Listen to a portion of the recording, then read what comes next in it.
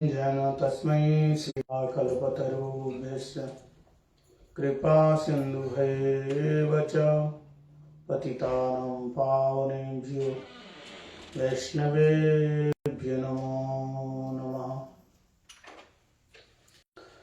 श्यामो हिरण्यं परिधिं लसद्वनमल्लवरः धातुप्रबलनटवेशमनोबतांसे विन्यस्तहस्तस्मितरेण धुनानुअब्जम् कर्णत्कपालमुखाब्जहासम्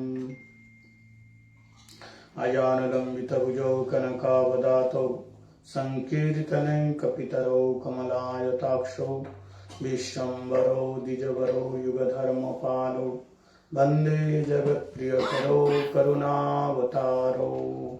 नौमिढ्यते अभ्रवपुषे तडिताम्बराय गुञ्जावतां सपरिपिच्छलसन्मुखाय वन्यस्रजकवलभित्रविषाणुवेणु लक्ष्मश्रियमिदुपदे पशुपङ्गजाय भजामि राधा स्मरवेन्द्रनेत्रं स्मरामि राधा मधुरास्मितश्रं वदामि राधा करुणावराद्रं ततो नमास्ति गतेन क्वापि यशानुभावक्लिश्रुतिसारमेकम् आध्यात्मदीपं अतीतिरिशतां तमन्दं संसारिणां करुणापुरानुगुह्यं तं व्यासस्नोपयामि गुरुं मुनीनां भक्ताविहीनाम् अपराधलक्ष्यै चित्ताशकामादितरङ्गमध्ये कृपामयि तं शरणं प्रपन्ना वृन्दे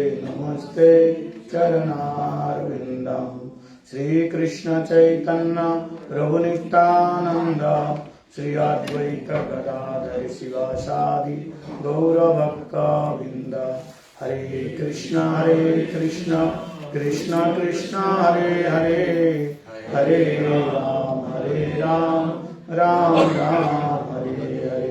हरे कृष्ण कृष्ण कृष्ण हरे हरे, हरे राम राम राम हरे हरे। जय रूप सनातन भट्ट रघुनाथ श्री जीव गोपाल भट्ट दाय रघुनाथ हे क्षय बंशाय करी चरण वंदन जाहित विघ्ननाश अभीष्ट पूरन। सर्वाग्य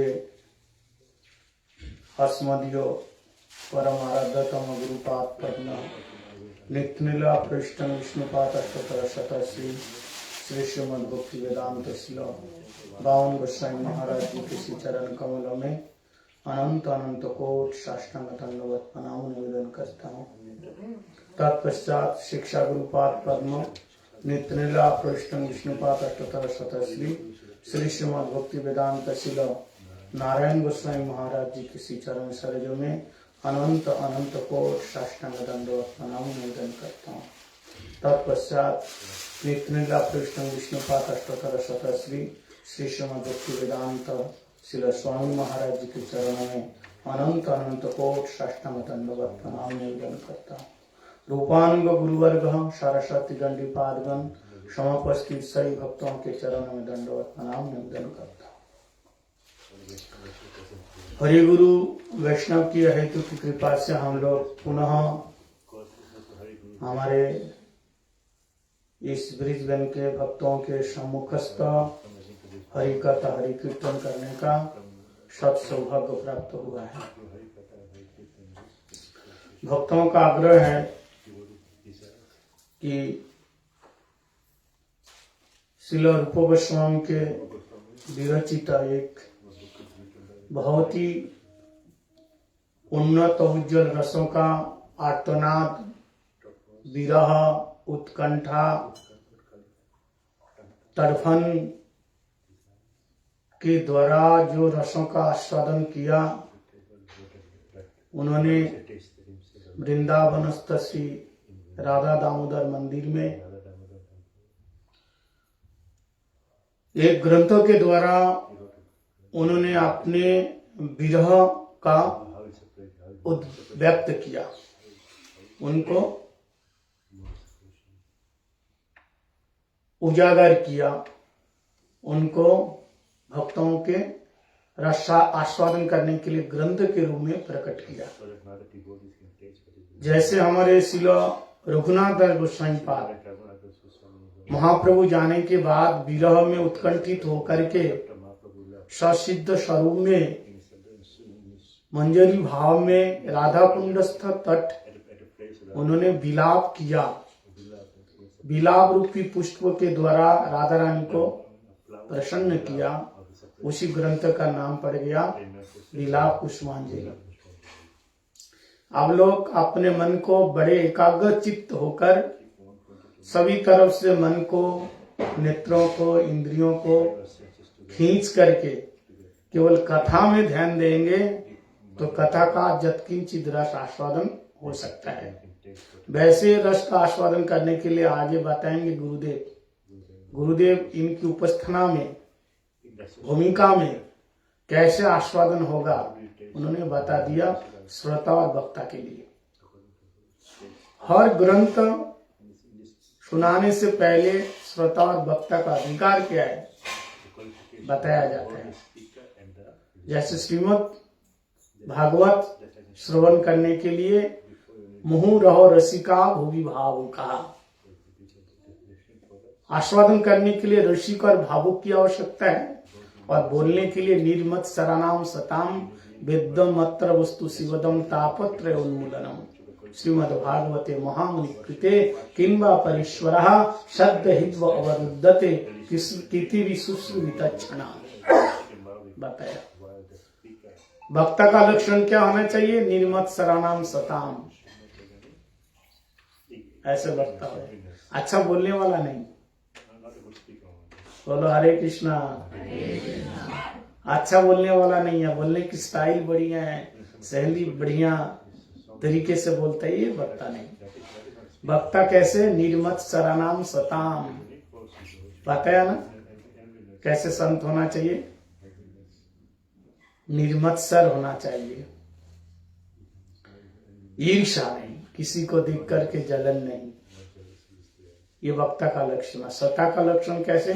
तार्किक नहीं, रसिक और भावुक, तब भागवत का आस्वादन होगा। ऐसे ये जो ग्रंथ हम शुरू करने जा रहे हैं, इसका श्रोता और वक्ता का लक्षण क्या है ये भी बताया। तो इसमें विरह भाव, कौन सा विरह? विरह भी कोई प्रकार के होते हैं। विरह भाव जो उन्नत उज्जवल रस का आस्वादन करने में जो हृदय में एक प्रकार का उत्कंठा, स्फूर्ति पाने के लिए स्वतः उत्कंठा, स्वतः बोले तो स्वाभाविक रूप से उत्कंठा, आर्तनाद। इसलिए ग्रंथ के शुरू में बता दिया कि गीता में भगवान ने बताया 4 प्रकार के व्यक्ति भजन कर सकता है। आर्थी, जिज्ञासु, अर्थार्थी, ज्ञानी च भारतस्व चतुर्विधा माम भजन्ते जिये जना सुकृति अर्जुन। बोले ये श्लोक यहां नहीं चलेगा। ये 4 प्रकार का भाव होने से भजन कर सकता है, लेकिन रस का आस्वादन नहीं होगा। जिस रस के बारे में यहां बता रहे हैं, समझ में आ रहा है? जिस रस को, तो 4 प्रकार के व्यक्ति मूल में क्या है? आर्थी, जिज्ञासु, अर्थार्थी, ज्ञानी च भारतस्व चतुर्विधा माम भजन्ते जे जन पर्युपासते। मूल है सुकृति, सुकृति हो और 4 प्रकार का ये आर्थी, जिज्ञासु, अर्थार्थी, ज्ञानी च, ये 4 प्रकार का भाव जोड़ दो तो आप भजन करेंगे। लेकिन यहाँ उन्नत उज्जवल रस आस्वादन करने के लिए उसका अधिकार क्या है? भजन करना अलग चीज है और रसों का परिपूर्ण रूप से भावमयी रस आस्वादन करना ये अलग चीज है। अरे ध्यान से सुनना, रसोई बनाना अलग चीज है, वस्तु प्राप्ति, और प्राप्ति होने के बाद वस्तु आस्वादन ये अलग चीज है। वस्तु प्राप्ति, रसगुल्ला मिल गया, अब वस्तु आस्वादन, स्वाद मिलना, ये अलग चीज है। भजन कर रहे हो, भजन का रस मिल रहा है, लेकिन कौन सा रस मिल रहे हैं? वैकुंठ का रस मिल रहे हैं, अयोध्या का रस मिल रहे हैं, नहीं तो शांत दास शक्त भाव का रस मिल रहे हैं, ज्यादा से ज्यादा वात्सल्य रस का आस्वादन मिल रहे। लेकिन भजनों में सर्वश्रेष्ठ विरह वही उन्नत उज्जवल रसाम सभक्ति श्रियाम, ये रस आस्वादन करने के लिए उसका अधिकार बताया। क्या बताया? कृष्ण भक्ति रस भाविता मति यदि कुतोपि लभ्यते क्रियताम लौल्यम एकलम कोट जन्म सुकृति न लभ्यते। इसलिए हाँ बताया, कोट जन्म सुकृति करने पर भी, ऐसे आर्थु जिज्ञासु बन करके भजन करने पर भी ये रस का आस्वादन नहीं मिलेगा जो रस का आस्वादन इस ग्रंथ में बता रहे। इसके लिए क्या चाहिए? बड़े ध्यान से सुनना। सजातीय स्निग्धता बरमन्ने। वैसे आपके यहाँ संगम में लोग बहुत अच्छे हैं, मैं जहां भी देश विदेश जाता हूं आप लोगों की तारीफ करता हूं, सही में। आप लोगों के सामने नहीं बता रहा हूं, जो भी बताता हूं पीछे बताता हूं।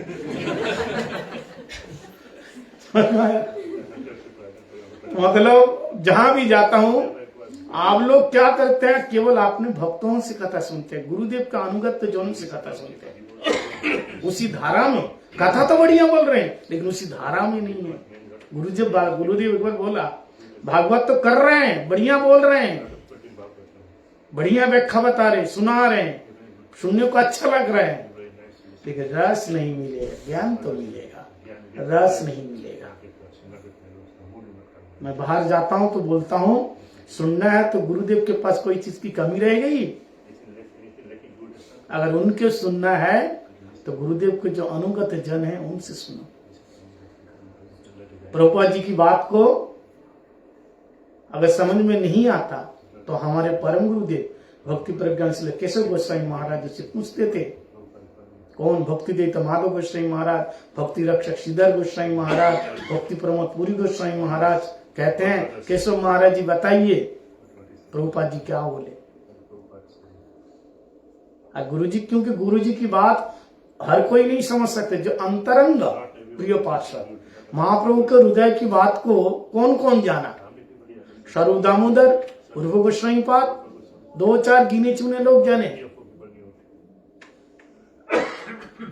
समझ पाए, और कोई समझ नहीं पाए। है तो महाप्रभु के भक्त सारे, लेकिन अंतरंग रस को आस्वादन करने के लिए जो गुरुदेव के मनोभीष्ट को जानने वाले कैसे होना चाहिए? अंतरंग बोले तो जिसको खाते पीते बैठते सोते चलते, जिसके ओतप्रोत अपने इष्टों के प्रति, जैसे परम गुरुदेव भक्ति प्रज्ञान श्री केशव गोस्वामी महाराज, प्रभुपाद बोल नहीं पाते थे, प्रभु बोल के इतना रोज आते थे, अपने गुरुदेव का नाम नहीं ले पाते थे। कहते खाते प्रभुपाद, सोते प्रभुपाद, हमेशा प्रभुपाद। जैसा हम लोग बोलते हैं हाँ कृष्णा, कुछ हो जाता ना, हे भगवान, ओ माय गॉड बोलते हैं, लेकिन वो नहीं बोलते थे हे प्रभुपाद, हे राधे बोलते थे ना, बोलते हैं हम लोग ऐसे, लेकिन वो प्रभुपाद बोलते थे। खाते प्रभुपाद, सोते प्रभुपाद, हृदय प्रभुपाद, माथाए प्रभुपाद, सिरे प्रभुपाद, प्रभुपाद मोदे प्राणधन, बांग्ला भाषा में बोलते थे। पहले किसका बनो? गुरु का बनो। हमारे परम आराध्यतम गुरुपाद पद्म भक्ति वेदांत शिला बावन गोस्वामी महाराज जी से कहा, जब ये अंतिम लीला कर रहे थे तो बोले, एक महाराज जी आए दर्शन करने के लिए हमारे गुरुदेव को, और बोले आप बताइए जीव का स्वरूप क्या है और आपका स्वरूप क्या है? तो शास्त्र में बताया जीवे स्वरूप है कृष्णेर नित्यदास, ये हम सबके स्वरूप है कृष्ण नित्यदास।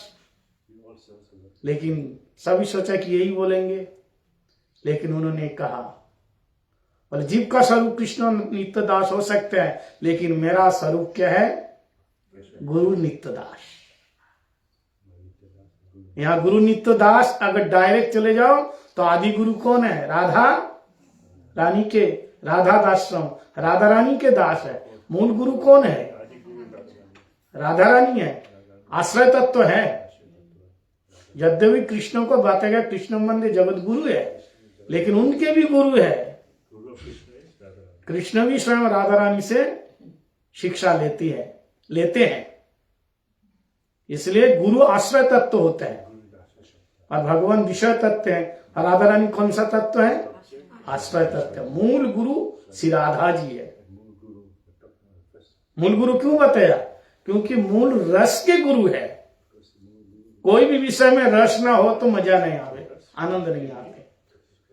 जिसके पास बैठने से आपको आनंद नहीं आ रहा है, आप बैठोगे और मूड खराब हो रहा है, उससे बात करके, उसके बगल में खड़ा होके, उसको देखने से भी, यहां तक कि हम उसी को देखते हैं जिसको देखने से हमको अच्छा लगता है।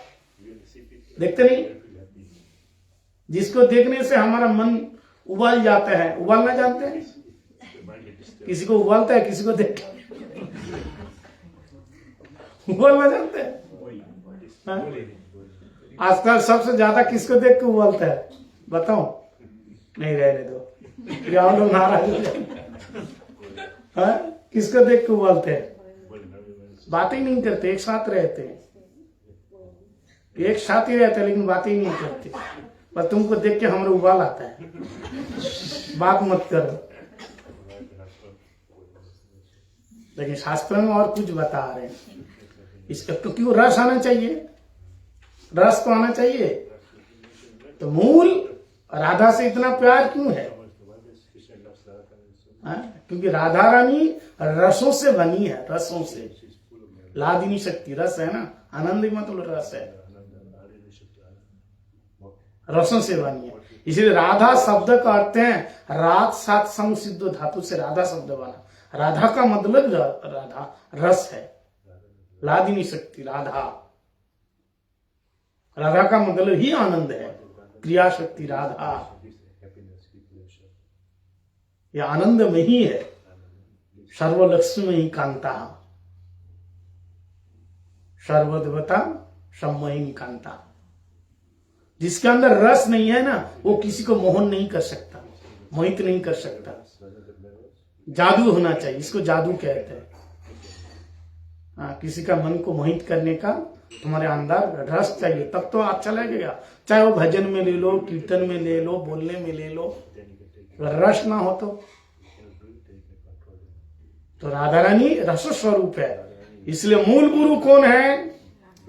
राधा है। अर्ध रस क्या है? अर्ध रस क्या है? श्रृंगार रस है। और श्रृंगार रस के गुरु कौन है? राधा जी है। इसलिए कृष्ण मंदिर जगत गुरु स्वयं भगवान कृष्ण को, कृष्ण भी राधा रानी को गुरु मानते हैं।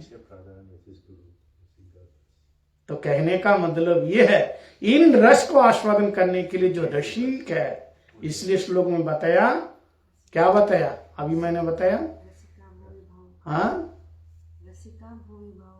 नहीं वो तो हो गया। अभी जो श्लोक बताया अधिकार, ये ग्रंथ पढ़ने का अधिकार किसको है? जो कोट जन्मों में भी साधारण भजन सुकृति के द्वारा नहीं होगा। कैसे है? जो कृष्ण चिंता में डूबे हुए हैं। श्लोक अभी बताया ना, याद नहीं है? अभी कृष्ण भक्ति रस भाविता मति, जिसकी मति रचे पचे हुई है, नाम गाने सदा रुचि, नाम गाने सदा रुचि। इसलिए ऐसे ओतप्रोत हो जाओ। ओतप्रोत बोले तो ऐसे उसमें डूब जाओ, खो जाओ, मस्त हो जाओ, व्यस्त हो जाओ, अपने आप को भूल जाओ कहाँ बैठे हो। भूल जाते हैं कि नहीं?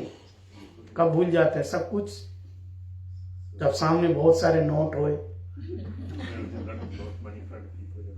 भूल जाते हैं ना। दरवाजा बंद करके नींद आती है, गिनते समय नींद नहीं आती है, लेकिन माला लेके बैठो, पता नहीं चलता। कि माला सटक रहे हैं ना और कहाँ मन। इसलिए यहाँ ग्रंथ में ये जो श्लोक है ना, जैसे मैं बता रहा हूँ, इसमें दिया हुआ है उपस्थापना में, कृष्ण भक्ति रस भाविता मति, ये श्लोक बताया। ऐसे जो उन्नत उज्जवल रस आस्वादन करने के लिए आपको कोटि जन्म सुकृत न लभ्यते, करोड़ों जन्म सुकृत करने के बाद भी ये चीज नहीं मिलेगी। तो कैसे मिलेंगे? सजातीय स्निग्धता वरमन्ने, मतलब सजातीय स्निग्धता, उसी गुरु परंपरा के अनुगत्य में जो रह रहे हैं, उसी गुरु परंपरा के अनुगत्य में जो रह रहे हैं, उन्हीं के द्वारा ही आस्वादन मिलेंगे। अच्छा, श्री संप्रदाय के जो श्री संप्रदाय का तिलक लगा हुआ है, वो भी श्रीमद् भागवत सुना रहे, नहीं सुना रहे। निम्बक संप्रदाय के वो भी भागवत सुना रहे। चलो वो तो राधा कृष्ण की इसी लाइन में, लेकिन जो श्री संप्रदाय के उसके उपासक देव कौन है? बोलिए, लक्ष्मी नारायण है। उनका टारगेट क्या, वो कहाँ जाना चाहते हैं? लेकिन वो राधा कृष्ण की कथा सुना रहे हैं, बढ़िया, किशोरी जी सारे हमारे ग्रंथ पढ़ करके सब बता रहे हैं।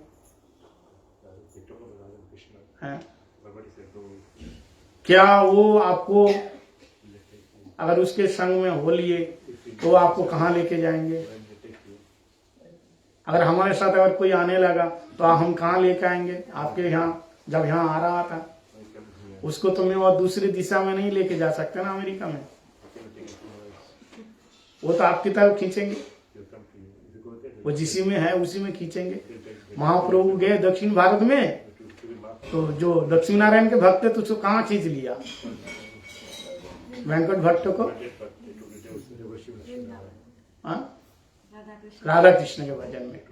तो ये दृष्टांत देने का मेरा केवल सिर्फ ये मतलब है, कथा सुने ठीक है, ज्ञान मिलता है, लेकिन रसों की बात जब आती है, सजातीय स्निग्धता वरमन्ने, पूर्व गोस्वामी पद बताए, जो अपने गुरु परंपरा में जो गुरु जी से जो रस मिलता है उनके अनुगत, आगे बताएंगे, जनानुरागी तदानुग्रामी, जो जनानुरागी आगे बताएंगे इसका अधिकारी कौन है।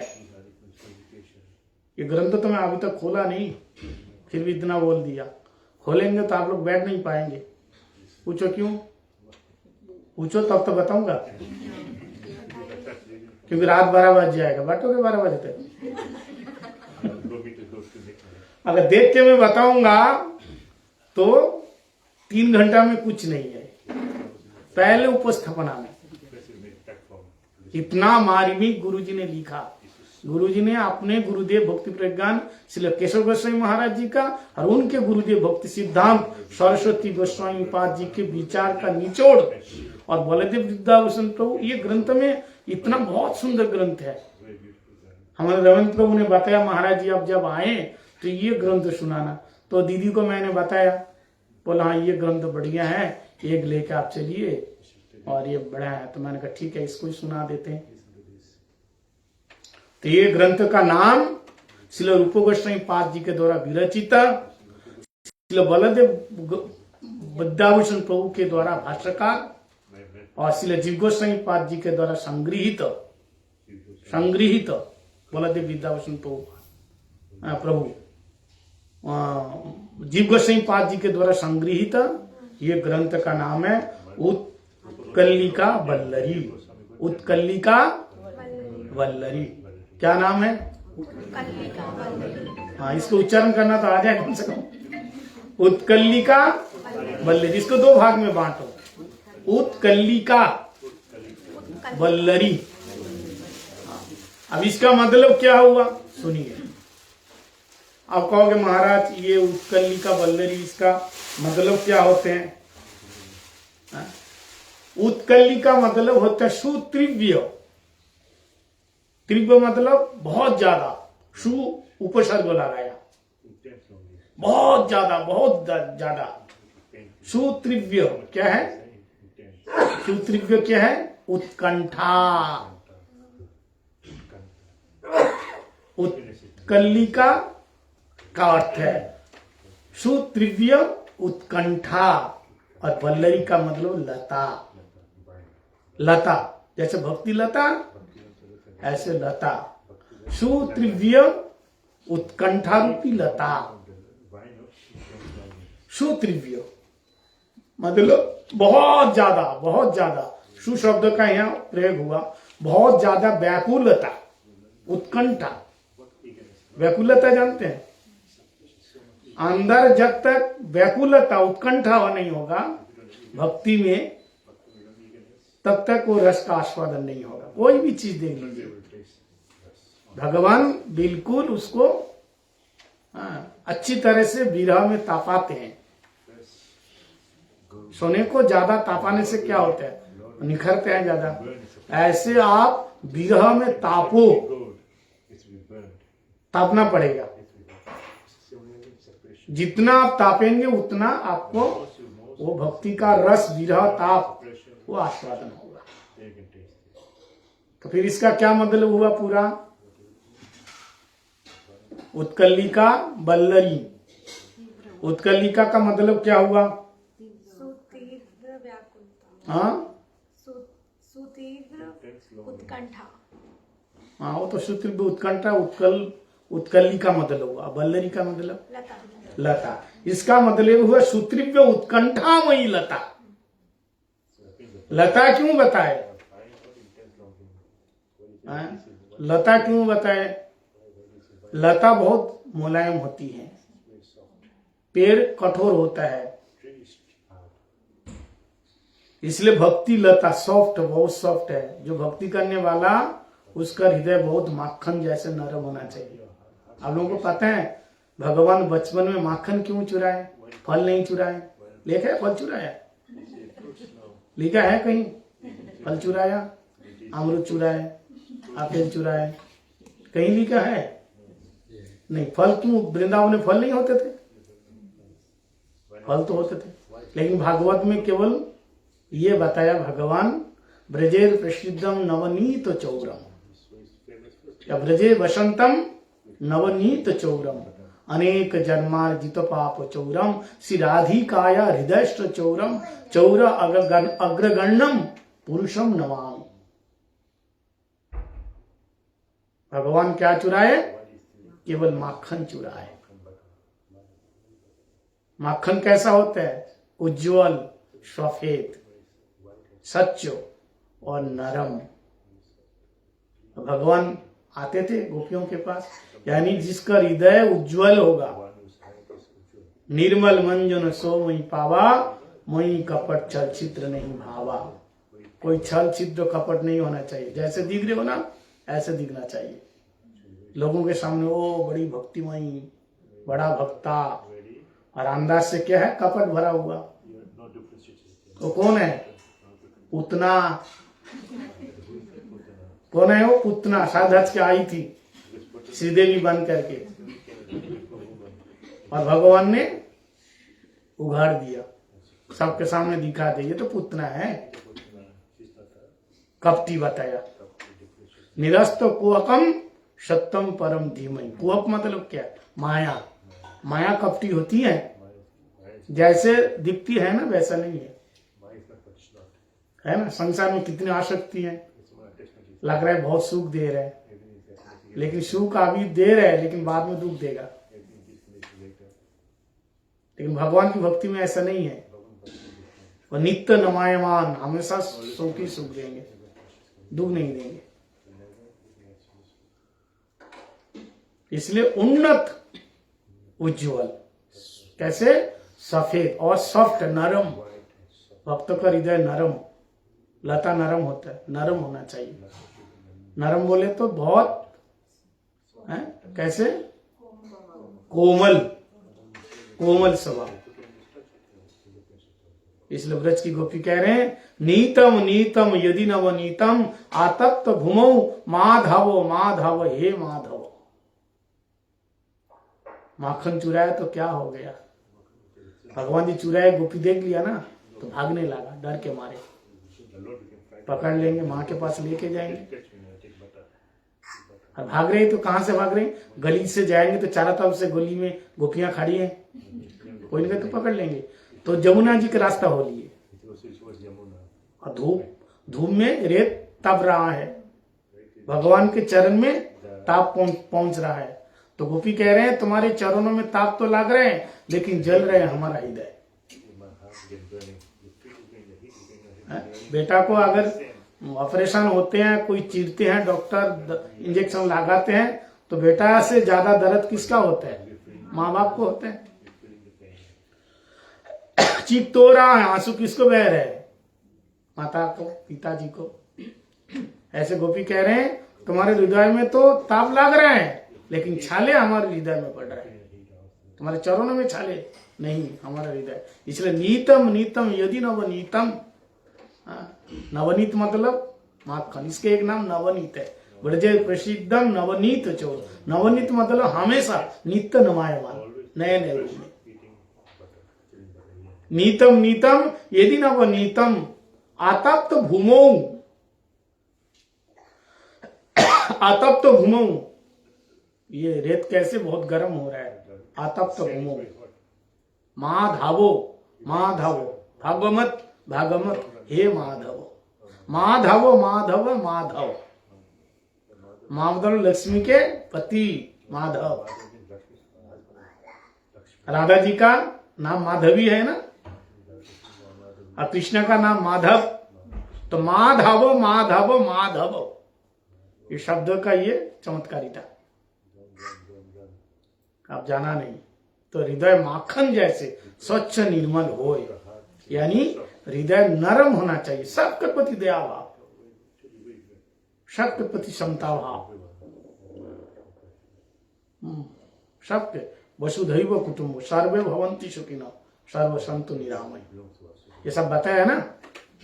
इसका अर्थ तो जानते हैं, समान भाव होना चाहिए।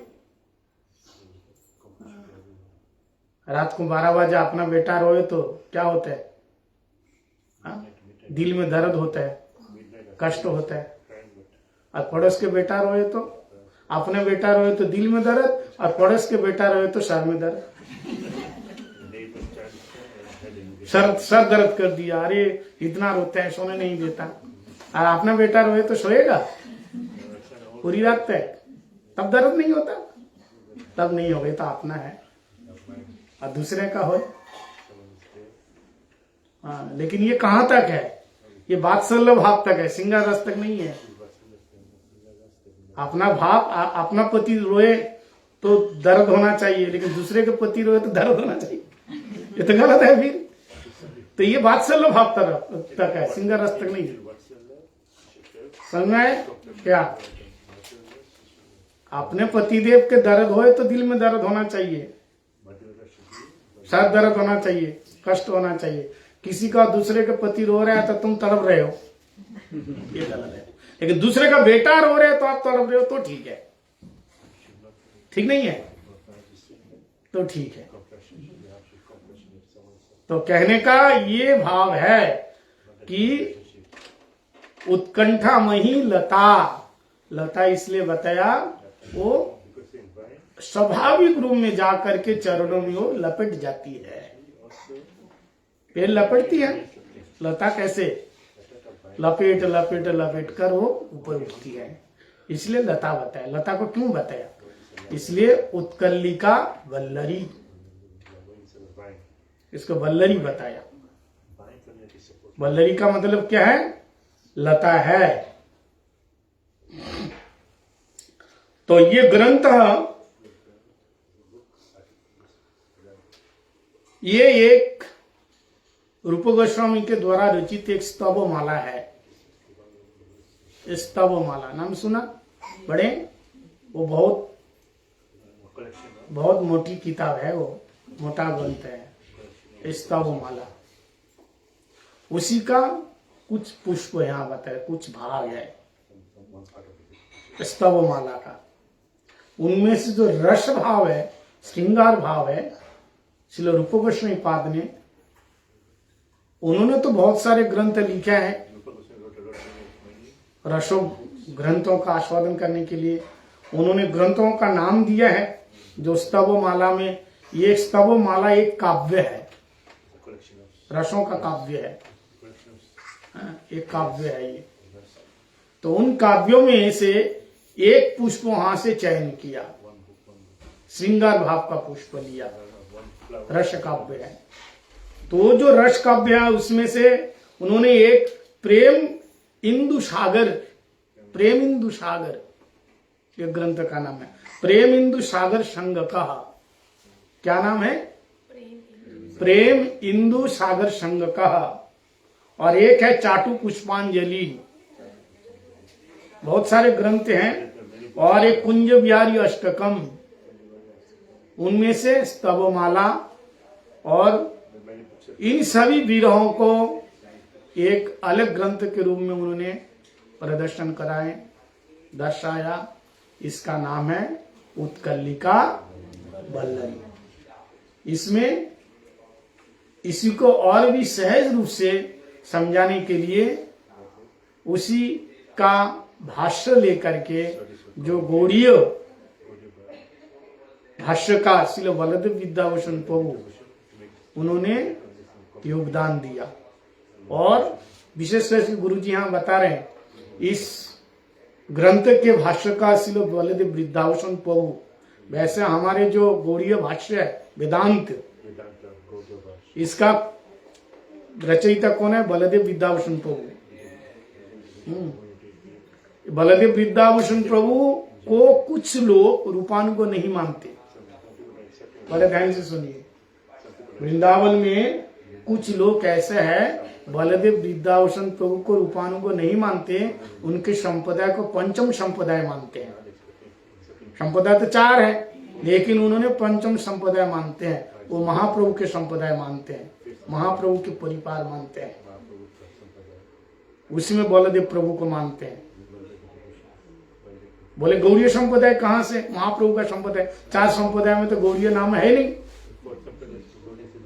4 संप्रदाय का नाम क्या बताओ, आप बताइए, याद है? हाँ बताओ। और सनक संप्रदाय, ठीक है, 4 संप्रदाय है। श्री रुद्र ब्रह्म शनका चत्तरौ कलौ चिति पावना संपदा व्यनास्ते मंत्र निफला मता निष्फला मता। 4 संप्रदाय है।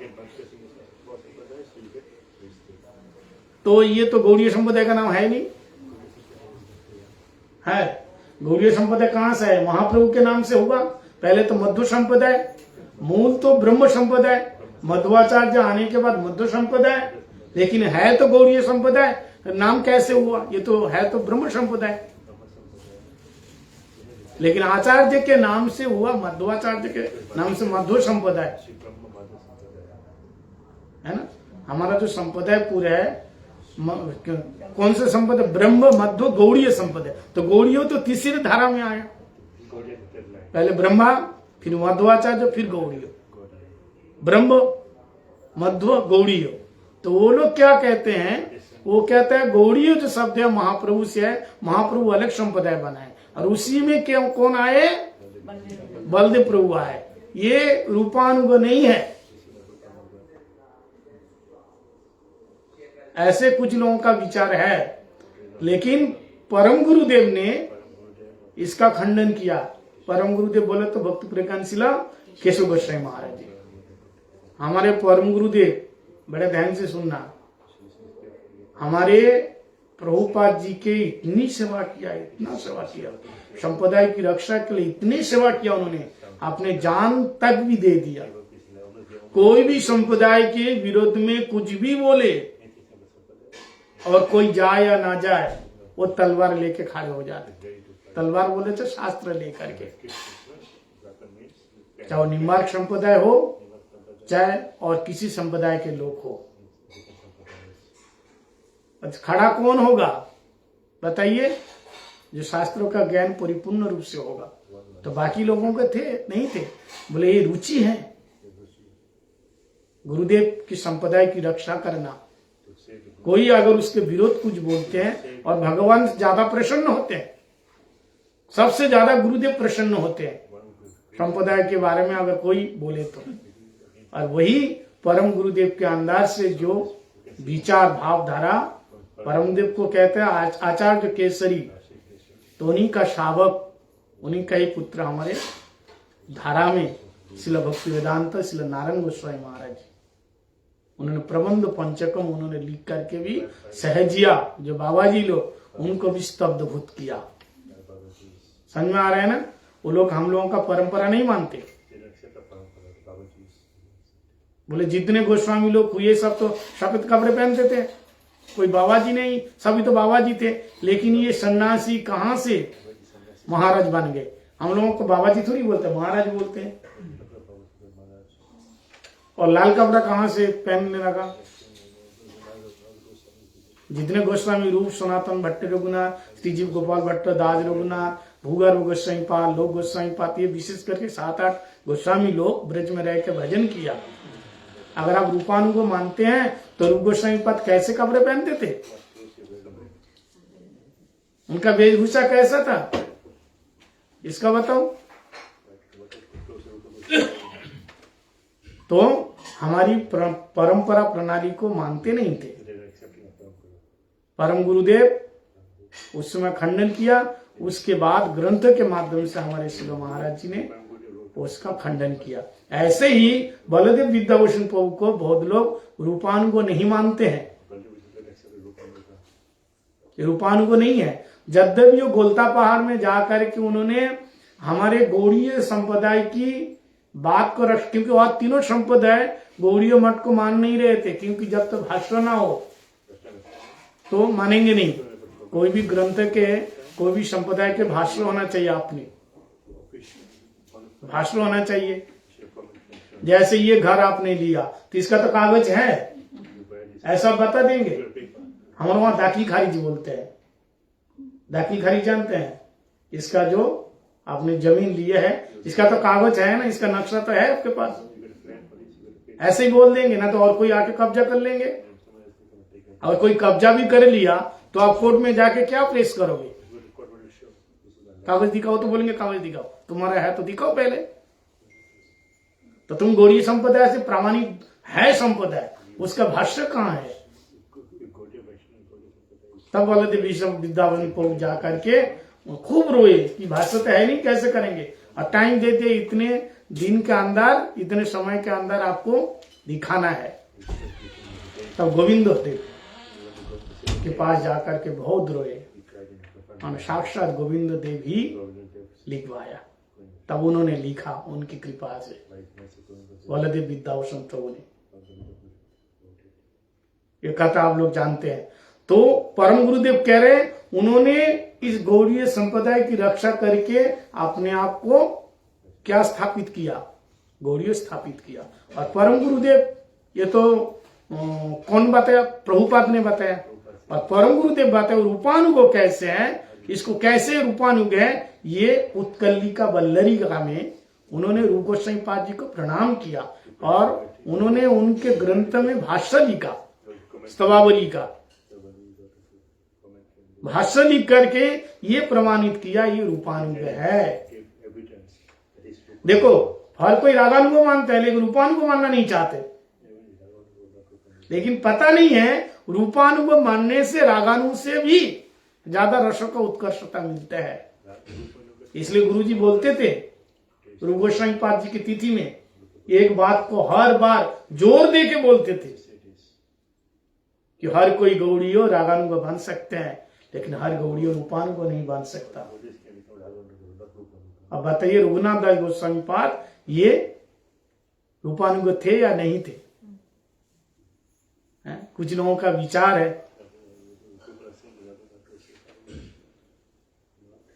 और कुछ लोगों का विचार ऐसा है जो रूप गोस्वामी पाद के अनुगत्य में रह करके रस का आस्वादन ये महाप्रभु का ही मनोविष्ट है। जो बताया श्लोक में, अनर्पितम चरिम चिरा करुणयावती न कलो समर्पयितुम उन्नत उज्ज्वल रसाम सभक्ति श्रियाम। यहां तक ठाकुर महाशय, कौन ठाकुर महाशय को? नरोत्तम दास ठाकुर। उन्होंने ग्रंथ में वो भी रूपानुग, रूप गोस्वामी पाद जी के अनुगत्य में ही उन्होंने ग्रंथ लिखा। पिछले बार में सुनाया था, क्या था ग्रंथ का नाम? प्रेम भक्ति चंद्रिका। रसों का आस्वादन कराए, रस कैसे कैसे अलग रूप से आस्वादन किया जाते हैं उन्होंने स्थापना की, बताए। तो यहां पे बलदेव विद्याभूषण प्रभु कैसे रूपानुग है और रूपानुग नहीं होगा। और उनकी परंपरा में देखिए, देखो कोई जरूरी नहीं है कि उनसे दीक्षा ना लो। बड़े आप लोग भी बड़े ध्यान से सुनिए कि दीक्षा लेने पर गुरु बनते हैं, दीक्षा नहीं लेने पर गुरु नहीं बनते हैं, ऐसा नहीं। बड़े ध्यान से सुनिए, दीक्षा लिया गुरु तो है ही है, और दीक्षा नहीं भी लिया और महाभागवत है, भक्त है वो, और उनका अनुगत्य में भजन कर रहे हैं, वो भी आपके दीक्षा गुरु के समान है। चैतन्य चरितामृत में बता रहे हैं, शिक्षा गुरु दीक्षा गुरु में भेद ना करो। अगर वो साधन भजनशील व्यक्ति है तो अभी आपको बता देते हैं बलदेव विद्याभूषण प्रभु कैसे रूपानुग है। ऐसे बोलने तो नहीं हो, बोलने से तो नहीं होगा, प्रमाण देना पड़ेगा। बलदेव विद्याभूषण प्रभु के शिष्य कौन है? बलदेव विद्याभूषण प्रभु जिस संप्रदाय में आए उनके गुरु कौन है?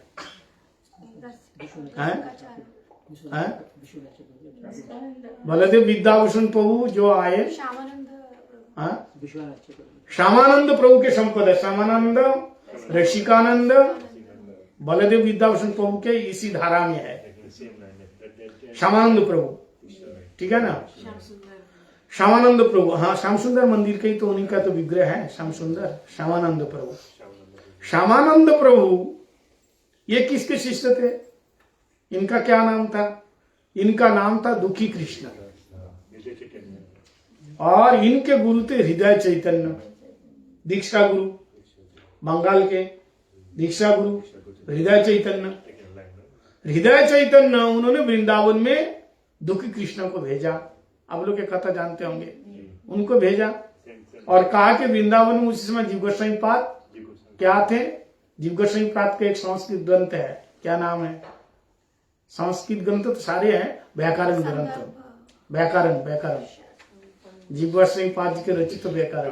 बोले जो वैष्णव व्याकरण पढ़ना चाहते हैं तो हम लोग तो वैष्णव पाणिनि नहीं पढ़ेंगे, कौमुदी नहीं पढ़ेंगे, भगवान के उस ग्रंथ में, वो ग्रंथ हमने पढ़ा है, 3 साल का कोर्स किया है और ऑलरेडी हमको मिला है, गुरुजी ने दिया है गुरु गोस्वामी तिथि पे, उसकी उपाधि है। जैसे शास्त्री उपाधि है, भागवत आचार्य उपाधि है, उसकी भी उपाधि है व्याकरण तीर्थ। ये व्याकरण जो पढ़ लेते हैं वो व्याकरण तीर्थ होता है। वो ग्रंथ का नाम है, जीव गोस्वामी पाद जी के द्वारा रचित ग्रंथ का नाम है हरिनामामृत व्याकरण। क्या नाम है? हरिनामामृत व्याकरण। उसमें हरिनाम से व्याकरण किया जाता है। सारा व्याकरण संस्कृत है, सब भगवान के नाम परक है,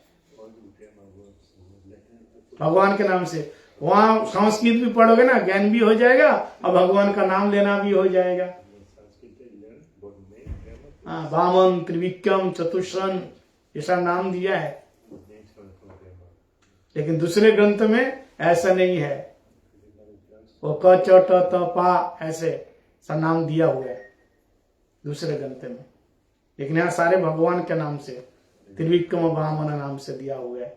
दशावतारा ये ग्रंथ हमने पढ़ा है। जब हम मंदिर में आके कहा कि हमको संस्कृत पढ़ना है, पढ़ाई करते करते आया था तो पढ़ने में रुचि है, पढ़ना है, तो बोलते हैं कि बाहर की पढ़ाई तो होगी नहीं, और बाहर की पढ़ाई करना है तो घर चले जाओ, डायरेक्ट बता देते हैं। यहाँ मंदिर में, हमारे मंदिर में बाहर की पढ़ाई नहीं कराते। तो मैंने कहा कि अगर ग्रंथ संस्कृत तो पढ़ सकते हैं, स्कूल की विद्या ना पढ़े, जो साइंस और तो क्या बोलते हैं गणित ये सब ना पढ़े तो कम से कम व्याकरण पढ़ेंगे तो फिर तो संस्कृत ग्रंथ पढ़ सकते हैं। सारे ग्रंथ तो संस्कृत में ही है। जिसको संस्कृत का ज्ञान नहीं है ना उसको हर कोई आके पागल बना के चले जाएंगे, क्योंकि जैसा लिखा हुआ है। यहां तक कि ग्रंथ जो ट्रांसलेट किया गलत ट्रांसलेट किया। आज भी इस श्लोक का गलत अर्थ लोग निकालते हैं। जन्मना जायते शूद्र। बड़े बड़े पंडित, दिग्गज पंडित कहते हैं जन्म से कोई हम लोग बोलते जन्मना जायते शूद्र। बोले नहीं, चाहे कैसे भी हो, ब्राह्मण के घर में जन्म लिया तो ब्राह्मण ही होगा, चाहे वो कुछ भी करे। मानते नहीं है, वो लिख के रखा इसी में। लेकिन हम अपने गुरुवर्गों से सुना है जन्म जायते शूद्र है, और शूद्र नहीं होते तो उपनयन संस्कार क्यों करा रहे हो बताइए। अगर ब्राह्मण है तो फिर वो उपनयन संस्कार हुए बिना वो तो अपना काम कर सकते हैं, ब्याह शादी पाठ करा सकते हैं। 9 साल के 10-11 साल के हो जो उपनयन संस्कार होता है ब्राह्मण बालक का, उसको दीज कहते हैं। दभ्याम जायती थी दीज। ब्राह्मण, विप्र और दीज सब अलग अलग परिभाषा है, ठीक है। इनमें से बड़े कौन है? ब्राह्मण बड़े हैं, यद्यपि एक ही में है। दीज किसको बोलते हैं? दभ्याम जायती थी दीज। आप किसी भी जाति में जन्म ले लिया, बड़े ध्यान से सुनना, लेकिन जब उपनयन संस्कार हो जाता है तो आप क्या बन गए? दीज बन गए। हम लोग बहुत से लोग हैं ब्राह्मण घर में जन्म लिया, इसलिए क्या बोलते हैं?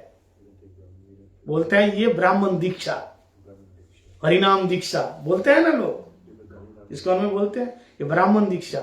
यानी उपनयन संस्कार के द्वारा जब मंत्र मिल जाता है वो क्या बन जाता है? दीज। तभ्याम जायते दीज, दोबारा नया जन्म मिल जाता है गुरु जी के द्वारा, इसलिए नाम भी रख देते हैं। और वेद तय पठयते इति विप्र। हाँ, वेद पठित भवेत विप्र। चारों वेद का जो पाठ कर ले तो विप्र बन जाता है। जिसके हाथ में वेद है वो क्या है? विप्र है। अब ब्रह्म जानाति स ब्राह्मण, लेकिन लोग मानते नहीं। बोले नहीं ऐसा तो नहीं ना होता है। बड़े बड़े विद्वान वृंदावन में जिसका नाम खूब चल रहा है वो ब्राह्मण कुल से है, इसलिए किसको ब्राह्मण मानने के लिए तैयार ही नहीं है। विश्वनाथ चक्रवर्ती पद कौन से खानदान में आए बताओ?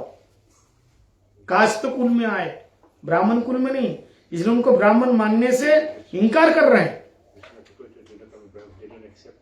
और भी दूसरे संप्रदाय के लोग जो आपके वृंदावन में बड़े बड़े मंदिर है, ब्राह्मण मानने से इनकार कर रहे हैं हमारे गौड़ीय को, प्रभुपाद जी को। लेकिन उनके शिष्य ने कहा कि हम खुद ब्राह्मण है करके इनके चरण में लोटपोट खा रहे, तुम तो दूर की बात है, और ऊंचे खानदान के ब्राह्मण। ऐसे नहीं, तुम नहीं मानो तो क्या हो गया?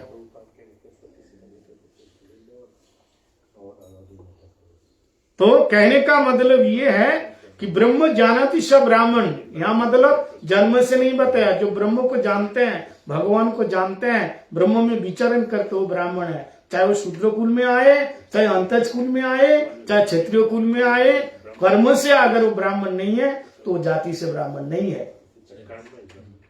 लेकिन लोग मानते नहीं है, ऐसे मानते नहीं है।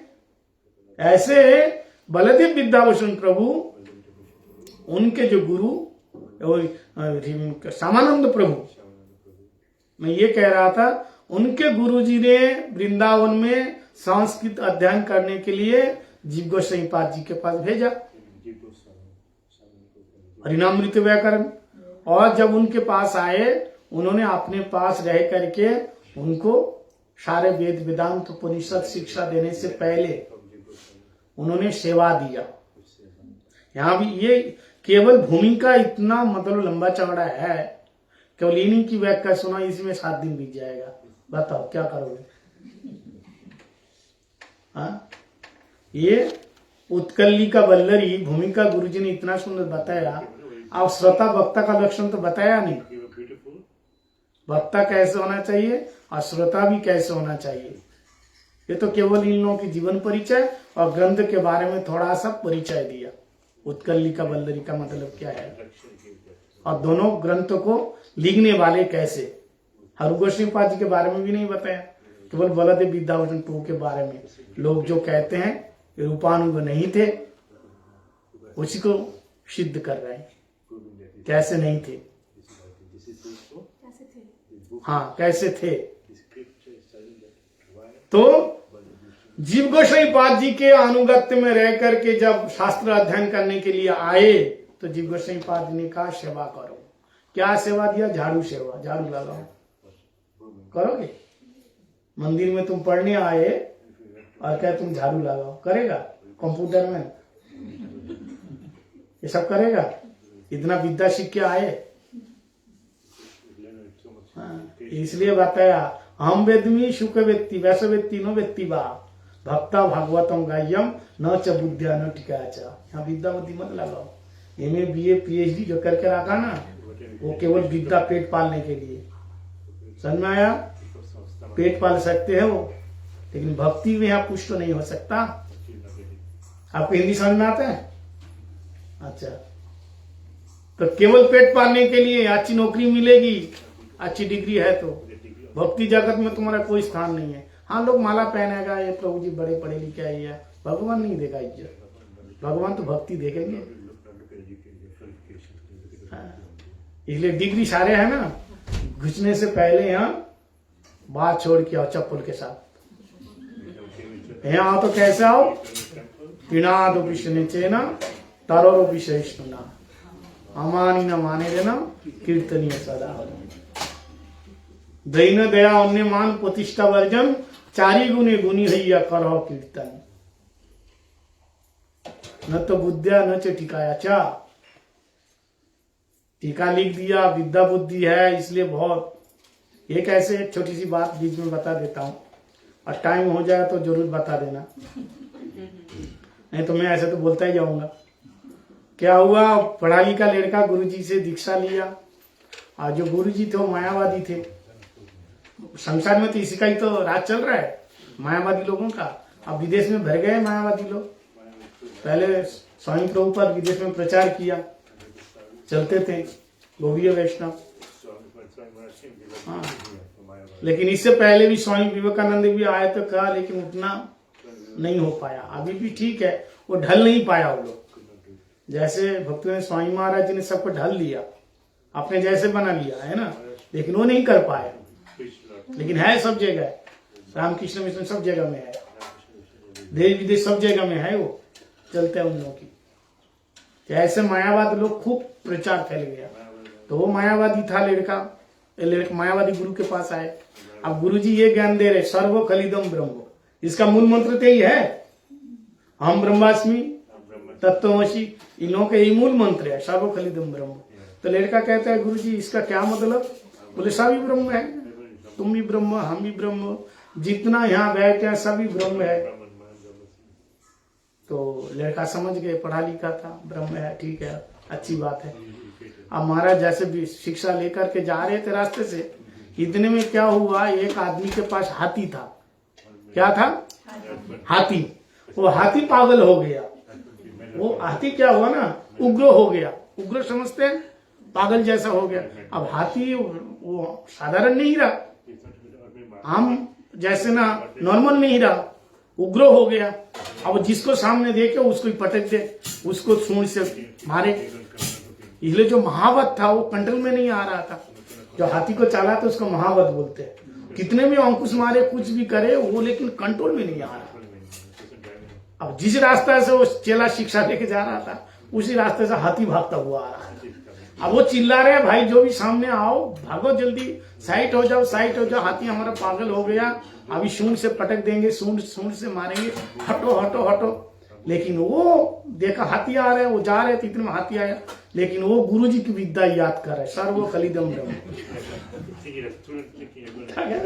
सर्व खलिदम ब्रह्म। हम भी ब्रह्म, हाथी भी ब्रह्म, जितना है पेड़ पौधा सब ब्रह्म है। ये ऊपर वो बैठे बैठे कह रहे हटो भाई, काय को खड़ा है, सब तो भाग गए, सब लोग अगल बगल के भाग गए।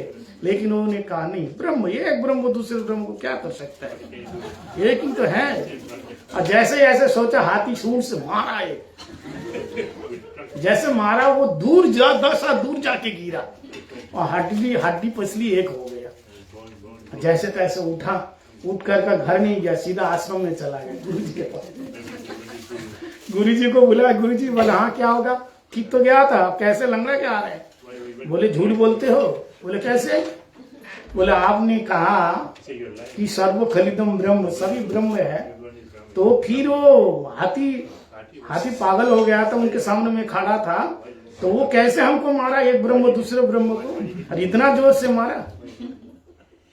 तो गुरुजी ने कहा अरे मूर्ख, हमारी विद्या में कोई दोष नहीं है, तो समझने में दोष था। ऐसे सर्वखलिदम ब्रह्म है, मायावादियों का व्याख्या अलग होता है और हम लोगों की व्याख्या अलग होता है, वैष्णव व्याख्या अलग होती है, उन लोगों की व्याख्या अलग होती है। समझना अभी किसका समझना है, जैसे तुम्हारे पास सुकृत होगी ऐसे लोगों की व्याख्या समझ में आएगी।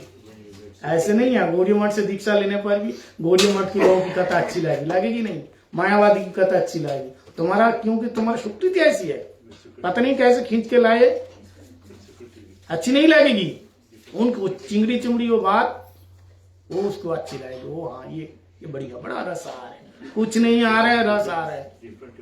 जहां पढ़े वहीं पढ़े हो, कहाँ उन्नति हो रही है? कानों को अच्छा लग रहा है, कर्ण रसायन नहीं, आत्म रसायन।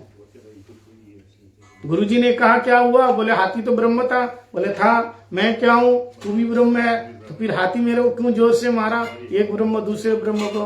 बोले अरे मूर्खो, तू व्याख्या समझ नहीं पाया। बोलो कैसे? बोले हाथी भी ब्रह्म है, लेकिन हाथी के ऊपर जो बैठा था महाबत वो भी तो ब्रह्म है। बोला तो उसने क्या बोला? बोले हटने के लिए। बोले हटा क्यों नहीं? क्यों खड़ा था? तो एक ब्रह्म की बात क्यों नहीं माना? दूसरे ब्रह्म देखा, लेकिन ब्रह्म खुद कह रहा है हट जा, तो हटा क्यों? समझ में आया? क्या समझ में आया? इसलिए जो मूल रूप से समझने वाली बात है, हाँ, तो बलदेव विद्याभूषण प्रभु को, हमारे श्यामानंद प्रभु को जीव गोस्वामी पाद ने क्या सेवा दिया? झाड़ू सेवा दिया। झाड़ू सेवा पर, झाड़ू सेवा, तो वो झाड़ू सेवा के द्वारा ही उनको नूपुर मिला, ये कहता है। और उसी श्यामानंद प्रभु के उसी से आगे चल करके बलदेव विद्याभूषण प्रभु, हाँ। तो गुरुजी ने और भी बहुत सारे प्रमाण देकर के ये बताया, और विशेष करके वो प्रमाणित ये किया, श्री रूप गोस्वामी पाद के प्रणाम किया। आपको सुनाएंगे, अभी तो टाइम हो गया, कल बताएंगे जहां कथा होगी। उन्होंने रूप गोस्वामी पाद जी को कैसे उन्नत उज्जवल रस का उत्कंठामयी, उत्कलिका वल्लरी मतलब उत्कंठामयी लता, इसको कैसे राधा रानी के चरण में ऐसे लपेट करके वो रस का आस्वादन करना है। इसलिए पहले उन्होंने रूप गोस्वामी से प्रार्थना किया, अपने स्तव के द्वारा उन्होंने भाष्य लिखा कि आप मुझे कृपा करो, ऐसे में राधा रानी के उत्कंठामयी जो रस है यह हमें आस्वादन है। तो जब रूप गोस्वामी पाद जी का अनुगत्य कर रहे हैं, रूप गोस्वामी पाद से मांग रहे हैं, तो फिर रूपानुग होने में क्या कुछ कसर रह गया? आप मेरे अनुगत्य में कैसे पता चलेगा? जब आप हमारी कथा सुनो, हमारी बात मानो, यही तो अनुगत्य है। अनुगत्य कैसे होता है? हम अपने गुरुदेव का अनुगत्य में कैसे, कब बताएंगे? जब उनको बताए हुए रास्ते में चलेंगे तब तो अनुगत्य हुआ। दीक्षा ले लिया, लेकिन गुरुजी बताए इधर जाओ, हम उधर जा रहे, तो फिर अनुगत्य नहीं हुआ ना।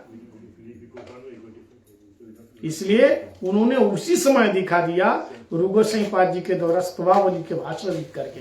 फिर भी लोगों में अगर शंका है, संशय है, तब स्तवावली इसी का उत्कलिका वल्लरिका में उन्होंने पहले मंगलाचरण में उन्होंने श्री रूप गोस्वामी पाद जी से प्रार्थना किया, प्रणाम किया। हाँ, ये प्रार्थना किया और प्रणाम किया, उसके द्वारा उन्होंने ये बताया कि हम क्या है, रूपानुग। तो ये हो गया एक तरफ के विचार। और दूसरे तरफ के विचार में आप श्रोता और वक्ता का लक्षण बताया। टाइम है, ये बता सकते हैं? हाँ, श्रोता वक्ता का लक्षण के बारे में आप बताएंगे। कहते हैं जो श्रोता है उनके अंदर क्या लक्षण होना चाहिए? पहले वक्ता कैसे होना चाहिए?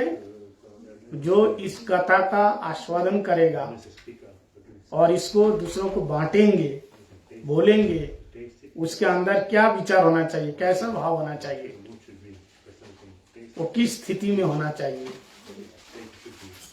तब जाकर के इसको स्वयं आस्वादन करेगा, तब तो बता पाएंगे। अगर आप कोई भी ग्रंथ पाठ करना चाहते हैं तो पहले उसको पढ़ना पड़ेगा बार बार, पहले आपको कुछ समझना पड़ेगा, तब दूसरों को समझाओगे, है ना? तो इसका अधिकारी बताया, वो वाला श्लोक यूज किया। जैसे मैं बताया, कृष्ण भक्ति रस भाविता मति। पहले क्या होना चाहिए? कृष्ण भक्ति रस भाविता मति, जिसकी मति कृष्ण भक्ति रस में डूबा हुआ है,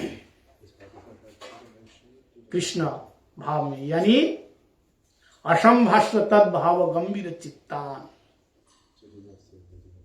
कौन सा श्लोक है? जानते हैं श्लोक के शुरू में क्या है? तो बीच में से बताया, शुरू में क्या है इसका? अनारद्ध राधा पदाम वजरेणु मनाश्रित बिंदाटविम तत्पदाम काम असंभाष्ट तद भाव गंभीर चित्ताम कुतुश्राव सिंधु रस श्रावगा। किसका लिखा है? विश्वनाथ चक्रवर्तीपाद, चक्रवर्तीपाद का लिखा हुआ है। तो असंभाष्ट तद भाव गंभीर चित्तान क्या है? जो गंभीरा में महाप्रभु ने आस्वादन किया। ये गंभीरा है ना, कहाँ? पुरी में, जगन्नाथपुरी। तो इसका नाम गंभीरा क्यों पड़ा? छोटा सा कमरा गंभीरा क्यों पड़ा? हमारे मथुरा में भी गंभीरा बनाया, रूप सनातन में भी गंभीरा बनाया। गुरुजी ने मथुरा मंदिर में गंभीरा बनाया था। गंभीरा मतलब बहुत छोटा, जहाँ खड़ा नहीं हो सकते, और बैठे बैठे बैठ सकते हैं, लेट सकते, खड़ा नहीं हो सकते। अगर जाना है तो ऐसे झूम के जाना पड़ेगा, घुटने के बल पर, या ऐसे मोड़ के जाना पड़ेगा। जैसे महाप्रभु रहते थे गंभीरा में, छोटा सा था गंभीरा में। इसका नाम गंभीरा क्यों? क्योंकि उन्होंने गंभीर रस का आस्वादन किया। श्लोक में तो बताया, असंभाष्ट तद भावर गंभीर चित्तान। गंभीर मतलब का रहस्यमयी भाव, गंभीर भाव मतलब उन्नत उज्जवल रस का जहां आस्वादन होता था। दीप चंडीदास जयदेव, वो जयदेव जी का गीत गोविंदम, ये सारे ग्रंथों का आस्वादन करते थे श्री चैतन्य महाप्रभु। तो गंभीर चित्तन, तो यहाँ गंभीर चित्तन और कृष्ण भक्ति रस भाविता मति। गंभीर चित्तन का उसकी व्याख्या में बताया, जिसके चित्त में उन्नत उज्जवल रसों की देवी मदेश्वरी श्रीमती राधिका ठाकुरानी विराजमान है, वो गंभीर चित्तन है। महाप्रभु के हृदय में कौन है? राधा जी है। इसलिए कह रहे हैं अन्य मन मोर मन वृंदावन। हमारा मन वृंदावन इसलिए है क्योंकि यहाँ राधा है, यहाँ राधा है। तो भक्ता कैसे? असंभाष्ट तद भाव गंभीर चित्तान। कम से कम नाम गाने सदा रुचि तो होना चाहिए, भगवान की भक्ति में, भजन में जो डूबे हुए हैं, डूबे हुए हैं, ऐसे जो भक्त हैं, इसी का आस्वादन करके तब बता सकते हैं। अब ऐसे जिसकी बुद्धि तेज है, पढ़ के बता देगा। बताने में क्या है, बोलने में क्या है, साधु मानने में क्या, साधु होने में ही कठिनाई है। घर छोड़ दिया, पत्नी को छोड़ दिया, साधु बन गया। लेकिन ऐसा है, साधु होना साधु बनना। रावण साधु बना और विभीषण साधु ऑलरेडी। विभीषण क्या बना? साधु बना, वो तो ऑलरेडी साधु है, जन्म से साधु है, महात्मा। और रावण ने साधु बना, और साधु बन के क्या, जो बनेगा वो अगर अनुगत्य नहीं करेगा, गड़बड़ करेगा। सीता जी को चुराया, बना। इसलिए गुरु जी यहां बता रहे हैं कि भक्ति के आड़ में, अब ये आपको बताएंगे श्रोता का लक्षण क्या है, तब गुरु जी बताएंगे। ब्रजवासी जनानुरागी तदानुगामी, ये श्लोक बताया। जो इसी संप्रदाय के ब्रजवासी के जनानुरागी तदानुगामी का मतलब क्या उन्होंने बताया।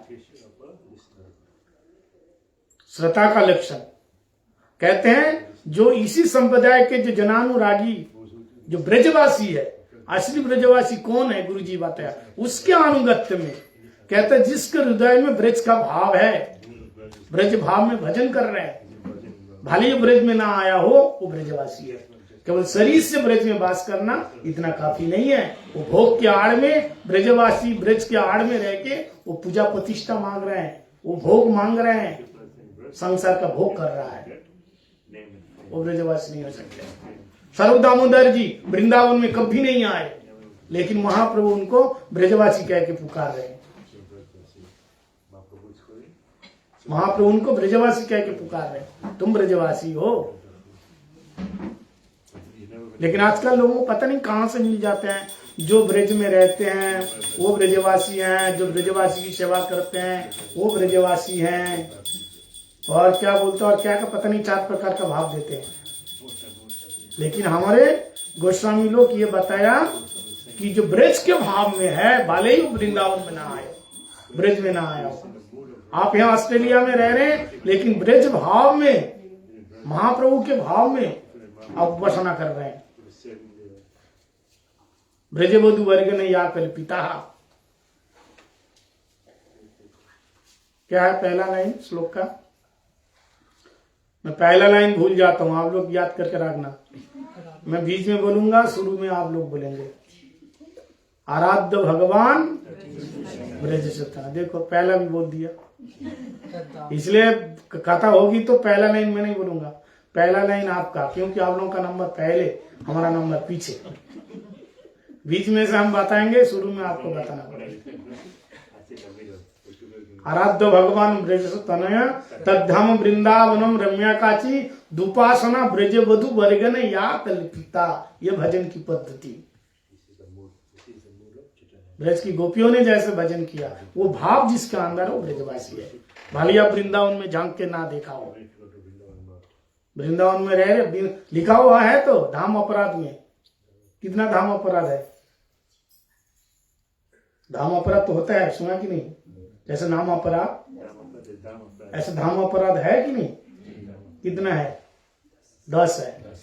उसमें से धाम में रह करके जो व्यापार करते हैं वो एक प्रकार के क्या है? अपराधी। धाम केवल भजन के लिए, व्यापार के लिए नहीं है, कर नहीं रहे लोग। पहले धाम में लोग इसलिए जाते थे, घर छोड़ा धाम में गया और कभी नहीं आएंगे। पहले ऐसा होता था, आजकल तो साधन भजन बहुत सरल हो गया महाराज। जाने से पहले टिकट बना के रखता है लौटने का। ऐसे जाते रहो आते रहो, कह रहे ना वृंदावन कैसी तीर्थ यमुना सो का कीर्तन में है ना, कीर्तन में बता रहे, ये श्लोक भी है रूप गोस्वामी पाद जी के, उसने कह रहे कैसी तीर्थ। पहली बात तो वृंदावन नहीं जाना, अब वृंदावन चला गया तो गोविंद केसी घाट नहीं जाना, और केसी घाट गया तो गोविंद देव को नहीं देखना। बोले क्यों? देखने से क्या होगा? बोले फिर तुम्हारा संसार नष्ट हो जाएगा, खत्म हो जाएगा, आ नहीं पाएगा। बोले महाराज क्या बात कर रहे, इतना झूठ, गोविंद देव कितना बार देखा, कुछ नहीं प्रभाव पड़ा, कुछ नहीं हुआ। नहीं देखा? जयपुर में भी गया, गोविंद देव देखा, वृंदावन में देखा, कितना नजदीक। पुजारी को 500 रुपया देके चरण छू के आया अंदर जाके, है ना। अब जगन्नाथ मंदिर में जाओ, बढ़िया वीआईपी दर्शन जगन्नाथ जी के बगल से दिखाएगा। अब पैसा नहीं है तो दूर भागो, पीछे से देखो। हाँ, वीआईपी दर्शन पहले जाके, कहीं हर जगह भी हमारे इंडिया में अच्छा वीआईपी। पैसा जिसके पास है वो वीआईपी है, और जिसके पास में नहीं है वो कोई भी नहीं है, कुछ भी नहीं। गेट के बाहर दूर से दर्शन करो। तो वीआईपी दर्शन करके कितना बार देखा।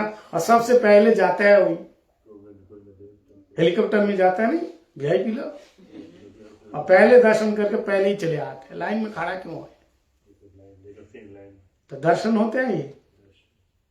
एक बार दर्शन होगा, स्मेरा बदना, उनका हंसी एक बार जो ले, त्रिभंग रूप ललित रूप, त्रिभंग भंगिमा रूप नयन हेरिया, केसी घाटे तीर्थ सका, जेवना को जेवना केसी घाटे तीर्थ सका, है ना कीर्तन। ये श्लोक है। बंधु संगे थाके यदि रंग परिहास। गुरुदेव जब परिक्रमा लगाते ना केसी घाट के वहां, ये भजन हमेशा कराते थे। कीर्तन है, इसको श्लोक है। तो ये ऐसे, इसको कहते ब्रजवासी। ऐसे ब्रजवासी के अनुगत्य में जो भजन कर रहे हैं वो होगा श्रोता। ये है इसका क्या, श्रोता का अधिकार। ये ग्रंथ का, ये उत्कलिका बल्लरी का ग्रंथ का, इसको आस्वादन करने के लिए पहले ब्रजवासी का अनुगत्य। अब ब्रजवासी कौन है? जिसके अंदर ब्रज का भाव है। जो ब्रज भाव में भजन कर रहे हैं, चाहे आप वृंदावन ब्रज में ना गया हो, कहीं भी रह के भजन कर रहे हो। महाप्रभु स्वरूप दामोदर जी को देख के कह रहे ब्रजवासी है, और ब्रज में गए नहीं, रहे नहीं कहीं। तो ये है श्रद्धा। और एक तो लक्षण वो है जनानुरागी तदानुगामी। ऐसे ब्रजवासी का अनुगत्य में रह के भजन करेगा, ठीक है। ब्रजवासी का अनुगत्य में रह के भजन करना श्रद्धा का पहला लक्षण है। और दूसरा लक्षण है अंदर उत्कंठा, वही भाव होना चाहिए, श्रृंगार। ये विरह भाव का है ना श्लोक। तो इसको, ये क्या है? ये स्तव काव्य, ये काव्य है। ये काव्य में श्लोक जो है ना, जैसे महाकाव्य लिखा, उसमें बताया रामायण के, वाल्मीकि रामायण, ये भी एक काव्य है, काव्य लिखा। तो ये श्लोक स्तवावली, ये भी काव्य है। बोलते हैं कि भक्ति रसामृत सिंधु, उज्जवल मणि, और जितने भी यहाँ ग्रंथों का नाम लिया गया है, ग्रंथ बताया है, इन ग्रंथों में सारे रसों का उत्कर्षता को समझने के लिए विरह भाव का इन्होंने ये उत्कलिका वल्लरी, इस ग्रंथ का उन्होंने प्रणयन किया। और इस ग्रंथ को और सहज रूप से समझने के लिए इसकी भाष्य, इसकी व्याख्या, भाष्यकार हमारे बलदेव विद्याभूषण प्रभु हुए। और इन सब का संकलन किया, सब एकत्रित करके माला। जैसे किसी ने पौधा लगाया, किसी ने फूल उठाया।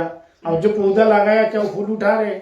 उठा भी सकता है, और दूसरा भी उठा सकते हैं। कोई फूल चुन के लाया, किसी ने माला बनाया, और दूसरे ने माला पहना दिया। तो कितने लोगों का हाथ है इसमें?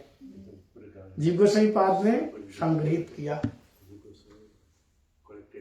लेकिन इसका मूल कौन है? श्रील रूप गोसाई पाद। उन्होंने आस्वादन किया इन रसों का। और कैसा आस्वादन किया है, ये दूसरे नंबर श्लोक में। और पहले मंगलाचरण में उन्होंने हमारे बलदेव विद्याभूषण प्रभु कैसे रागानुग है, रूपानुग है, जीव गोसाई पाद जी का, हमारे रूप गोसाई पाद जी को कैसे प्रार्थना किया है, ये पहले उनके मंगलाचरण में दिया है। फिर समझ गए श्रोता वक्ता का लक्षण क्या है। श्रोता का 2 लक्षण बताया, और वक्ता का क्या लक्षण बताया? अभी बताया था, क्या बताया? कृष्ण भक्ति रस भाविता मती। कृष्ण भक्ति, जिनको जिनके लिए बताया कि असंभाष्ट तद्भाव गंभीर चित्ता, जिसके चित्त में वो भाव होना चाहिए। असलियत में ये ऋगोश्री पाद जी के अंदर ये भाव है, विरहमयी उत्कंठामयी। ग्रंथ का नाम ही ऐसा है, सुत्रिव्य। सुत्रिव्य, त्रिव्य मतलब उत्कंठा, बहुत ज्यादा। सुत्रिव्य उत्कंठामयी क्या है? लता। ये आपके चरणों में, इसको पुष्प बता सकते थे, लता क्यों बताया? पुष्प बता सकते थे। फूल भी तो सॉफ्ट होता है, उसमें सुगंध भी होता है। लता में सुगंध कहाँ होता है? क्या फूल भी तो चरण में डाल सकते हैं? वो मूल को लपेट। अच्छा, पता होगा आप लोग, हमको तो पता नहीं था। सही में, इसलिए मेरा मन में प्रश्न आया तो मैं पूछ लिया। तो ये सब बातें हैं, इसलिए श्रद्धावक्ता का लक्षण हो गया ग्रंथ का। इसमें कितना पॉइंट हमने बताया? कौन गिनाएगा? शुरू से गिनाओ, कितना पॉइंट है आज के क्लास में? शुरू से याद कीजिए, अभी से याद करके, अभी से शुरू की तरफ जाओ। पहले आपने नाम बताया उत्कलिका वल्लरी, उसका मतलब क्या है? हाँ। फिर आपने बताया कि जो इसके जो जिन्होंने लिखा है वो रूप गोस्वामी, और उसके बाद उनकी व्याख्या जो दी है बलदेव विद्याभूषण जी ने दी है। तो बलदेव विद्याभूषण जी को कई लोग कहते हैं कि वो रूपानुगा नहीं है, लेकिन वो रूपानुगा हैं, क्योंकि हमारे गुरुदेव ने उसको यहाँ पे भूमिका में अच्छे से समझाया है। फिर आपने बताया कि वो कैसे रूपानुगा हैं, क्योंकि वो श्यामानंद प्रभु के संप्रदाय में भी आते हैं, और उन्होंने ये जो लिखा है, व्याख्या लिखी है, इससे भी पता चलता है कि वो रूपानुगा है। फिर आपने बताया कि इसके ग्रंथ के अंदर जो सुनने वाला है और जो वक्ता है, जीव गोस्वामी ने उसको संकलन किया। और तीनों का हाथ है इसमें? इसमें तीनों का हाथ है। और फिर आपने ये बताया कि जो श्रोता के लक्षण और जो वक्ता के लक्षण है, श्रोता के लक्षण में आपने नहीं, वक्ता के लक्षण में आपने बताया कि वो कृष्ण भाव रस भाविता और गंभीर, गंभीर और रस, जो गंभीर है, जो यानी कि जो गंभीर चित्ता, गंभीर चित्ता। तो फिर वो उनके बताया अपने लक्षण। और जो सुनने वाले हैं वो जो है वो ब्रज, जो श्रोता जो है वो उस ब्रज के उसमें होने चाहिए, ब्रज के भक्त के अनुगत्य में ही सुने, ब्रज के भक्त के अनुगत्य में सुने। अब ब्रजवासी कौन है? ब्रजवासी वो नहीं है जो वहाँ पे रहते हैं, बल्कि वो हैं जो हर समय वो उन भावों में रहते हैं। हाँ। चाहे वो अब ब्रज में रह करके भी ब्रजवासी हो सकता है, अगर ब्रज का भाव उसके अंदर है। कोई जरूरी नहीं कि ब्रज में रह करके हर कोई आदमी भोग कर रहा है, ऐसा नहीं है। हाँ, गुरु जी बताया कि ब्रज में आश्रय लेकर के भी वो व्यापार कर रहे हैं। 10 प्रकार धर्म अपराध में एक अपराध है, और भोग के आड़ में पूजा प्रतिष्ठा कमा रहे हैं। शास्त्र देखो, लोग शास्त्र पढ़ रहे हैं किस लिए? भगवान के लिए नहीं। शास्त्र किस लिए है? भगवान को जानने के लिए, है ना। लेकिन आज 95% लोग शास्त्र इसलिए पढ़ रहे हैं अपने गृहस्थी चलाने के लिए, अपनी पूजा प्रतिष्ठा पाने के लिए, भगवान पाने के लिए नहीं। सम्मान समाज में हमारा नाम के लिए। बहुत बड़ा वक्ता किस लिए? छोटा वक्ता बड़ा वक्ता कैसे पहचानते हैं लोग? कैसे इसकी पहचान होती है बताइए? सारे ग्रंथ शास्त्र ये जो लिखने वाले किस लिए लिखे? हमारे गोस्वामी लोग सूखे पत्ते खा के भूखा रह करके, आप लोग तो जानते हैं गुरु गोस्वामी पाद जी टेढ़ कदम में लिखने में इतना मस्त हो गए, उनको प्रसाद बनाने का टाइम ही नहीं मिला। राधा जी स्वयं आकर के खीर बना के चली गई। तो इतना मेहनत करके कष्ट करके इसको बनाने का क्या मतलब है? इसके द्वारा लोग अध्ययन करके स्वाध्याय करके इसको क्या कर, उसमें ओतप्रोत होकर के डूब करके भक्ति करे, भजन करे, ना तो केवल दूसरों को केवल सुना है। आज तो यही हो गया ना, रावण की जैसे विद्या पर उपदेश कुशल बहु तेरा, दूसरों को केवल सुना है केवल। रावण छोटे मोटे ज्ञानी नहीं थे, कंस भी बहुत बड़ा ज्ञानी था। देवकी को भागवत के 10वें स्कंद में ज्ञान दे रहे। कौन? देवकी को कंस ने। जब उसकी बेटी उड़ गई, देवी रो करके आई, तो कंस ने कहा बहन क्यों रो रही? बोले मेरे कोई बच्चे नहीं रहे, बेटी भी चली गई। बोले तेरा थोड़ी था वो, शरीर तो छूट गया, शरीर मर गया, आत्मा को कौन मर सकता है? और आत्मा अगर नहीं मरता तो क्यों मार रहे हैं फिर? आत्मा अगर अजर अमर है, ये बात आपने ऊपर होना चाहिए ना। क्यों बच्चों को मार रहे हैं बार बार ऐसे? तू भी तो आत्मा है। नहीं, वो दूसरों के लिए। एकादशी के दिन में ये खाना नहीं चाहिए, वो नहीं खाना चाहिए, दूसरे के लिए। अपन तो खूब खाएंगे, है ना?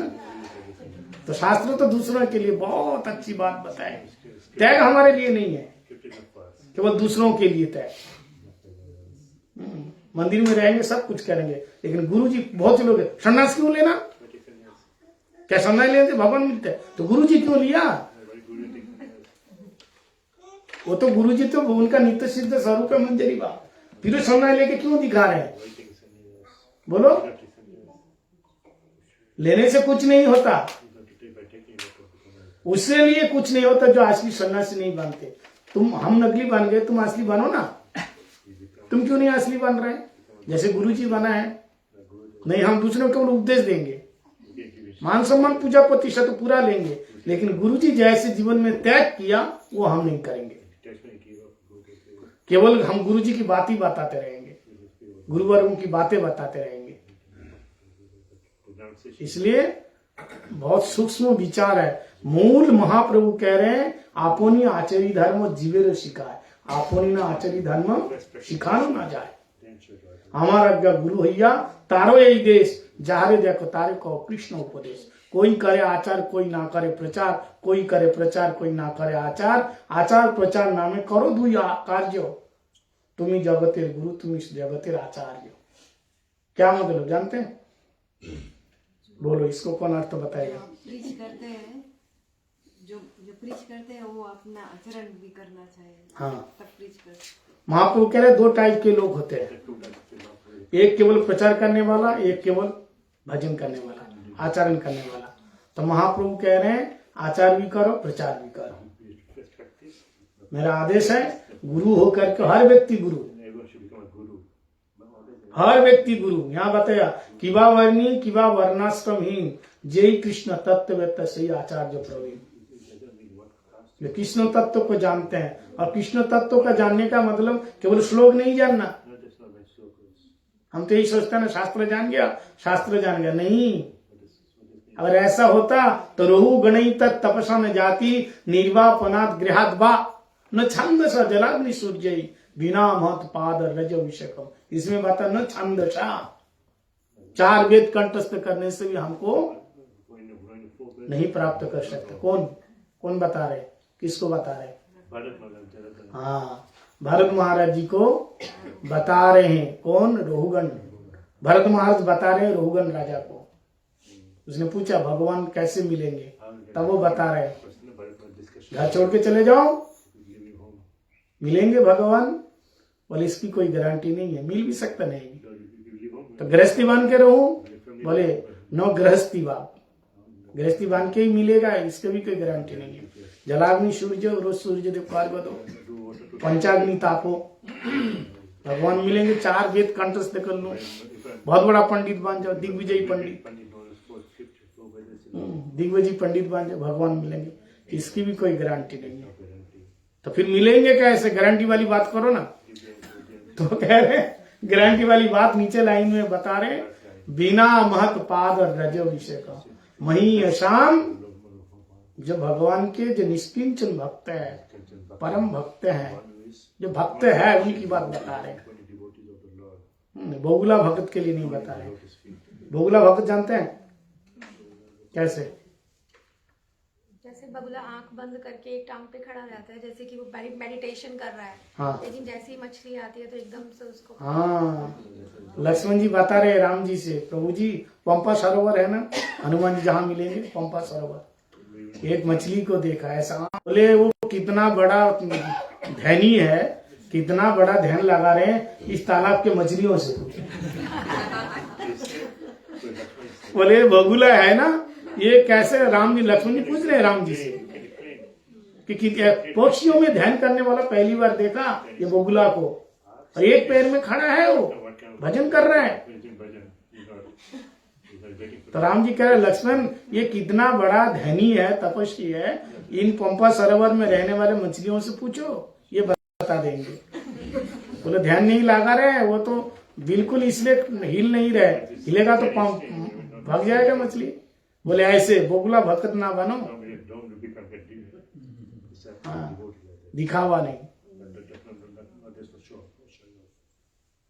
तो ये क्या हो गया, ब्रज में रह करके भी अगर उसके आड़ में ये भी बात बताया था ना, अगर भोग करेंगे तो ब्रजवासी नहीं है, एक ब्रजवासी का लक्षण भी बताया।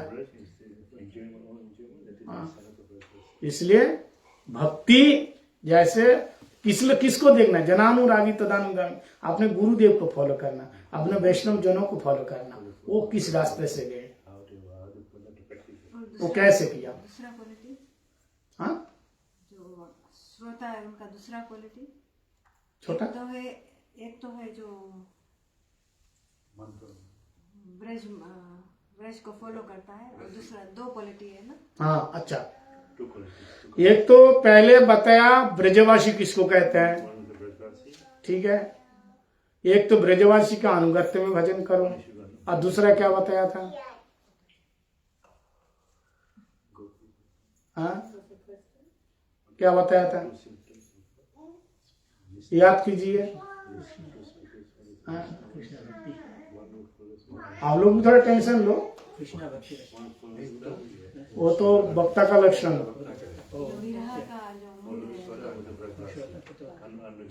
बताइए, क्या बताया था, क्या बताया।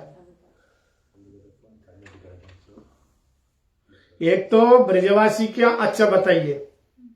और आप दुकान में गए तो आप पहले से डिसाइड करके जाते हैं ना क्या खाना है, जाते हो कि नहीं, या कुछ भी आ जाते खा लेते। आप डिसाइड करके जाते हैं कि आज मैं क्या खाऊंगा, डोसा खाऊंगा, ये चीज खाना है, इसलिए तो पूछते हैं ना। एक तो ब्रजवासी का अनुगत्य करना है, किस लिए अनुगत्य कर रहे हैं, क्या चीज पाने के लिए है, विरह में ही वो रस आस्वादन करने के लिए। तो उसके अंदर विरह भाव रहना चाहिए, उसके अंदर उत्कंठा रहना चाहिए, तब तो उत्कंठा में ही भाव होगा जो आप बताएं अभी। दूसरा भाव क्या है, जिसके अंदर वो भाव है, तब वो सजातीय स्निग्धता, सजातीय स्निग्धता ब्रह्मण्य, तब ये रस का आस्वादन। यहाँ दो चीज बताया, एक तो ये एक ही चीज है, घुमा के व्याख्या किया मैंने। एक तो पहला वाला जो बताया अभी, क्या बताया, एक ब्रजवासी जो है उसके अनुगत्य में भजन करना, और दूसरा जो है उसके अंदर ये भाव होना चाहिए कि हम इस कथा को सुनेंगे, इस रस का आस्वादन करना है। भाव नहीं आएगा तो फिर कैसे आस्वादन करेगा, उसको क्या लेना है। जैसा आप लोगों ने मेरे को बताया ये ग्रंथ सुनना है, अगर आप कहते महाराज जी राम कथा सुना दो तो ही सुना देते। आपको पहले से ये भाव था कि ये ग्रंथ का सुनना है, तो जो इस रस का आस्वादन करेगा उसको भी क्या होना चाहिए, रूपानुग होना चाहिए। तभी तो ये बात को पुष्टि किया, बलदेव प्रभु रूपानुग है, उसको भी रूपानुग होना है, क्योंकि रूप गोस्वामी पाद जी के ग्रंथ है, उन्हीं का अनुगत्य में चलना है, तभी तो वो रस का आस्वादन होगा।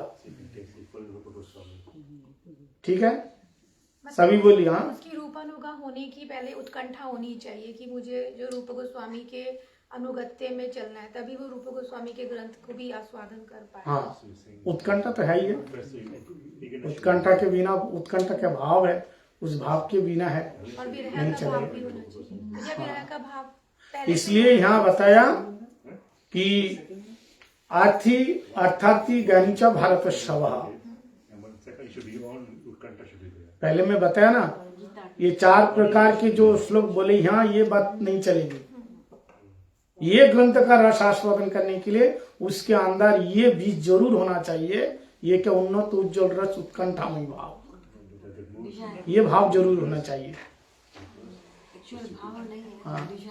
हाँ, वो भाव नहीं रहेगा तो फिर वो सुनने में उसका, पहले तो सुनिए आपको क्या बनना है। साधारण दृष्टांत, आपको क्या बनना है, पहले से आपके माता पिता बोलते हैं आपको डॉक्टर बनना है, आपको इंजीनियर बनना है, आपको क्या बनना है, वकील बनना है। और जिसको कुछ नहीं बनना है वो नेता बनेगा देश को टके नेता बनना है। नेता बनने के लिए पढ़ा लिखा चाहिए, केवल जनता की मदद चाहिए, अच्छा काम करो। ये बहुत बड़ा ये है। वो क्या हुआ, जब बच्चे का अन्नप्राशन होते हैं ना, तो रुचि परीक्षा, जानते हैं रुचि परीक्षा, तो पंडित जी को बुला के लाया, बच्चा जन्म लिया, 6 महीना का हुआ, कितने महीने में होता है रुचि परीक्षा, 6 महीने में। तो एक पेन रखा, एक किताब रखा, एक गीता रखा, पैसा रखा, चाकू रखा। बच्चे हैं, चाकू पकड़ेगा तो डाकू बनेगा, लक्ष्मी पकड़ेगा तो आमिर बनेगा, किताब पकड़ेगा तो बड़े कवि बनेगा, शिक्षित बनेगा।